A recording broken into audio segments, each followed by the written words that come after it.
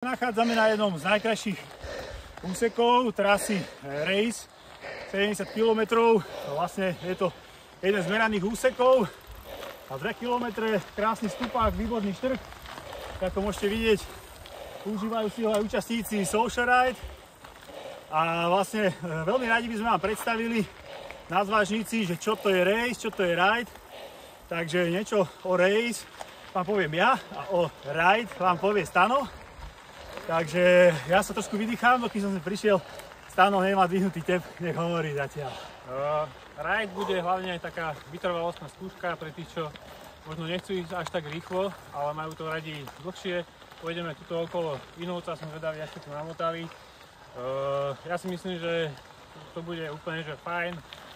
Ak to bude takýto pekný štrk, máme sa určite na čo tešiť. Čaká nás 150 km a 2500 výškových, takže taká pekná celodenka. Druhý formát je Race.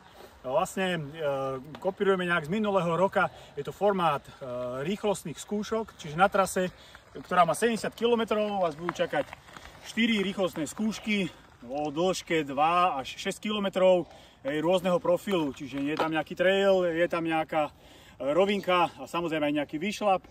Vlastne pohodovým tempom, idem s kamošmi, zastavím sa na kávičku, prídem na meraný úsek, zašportujem si keď chcem, keď nie, idem rovnakým pohodovým tempom. Čiže vlastne nájdu si tu niečo aj športovo založený, pretekársky založený jazdci, ale aj niekto, kto si úplne netrúfa ísť okolo celého Inovca tú rundu 150. Ktorú pôjdeš ty, Stano? Určite.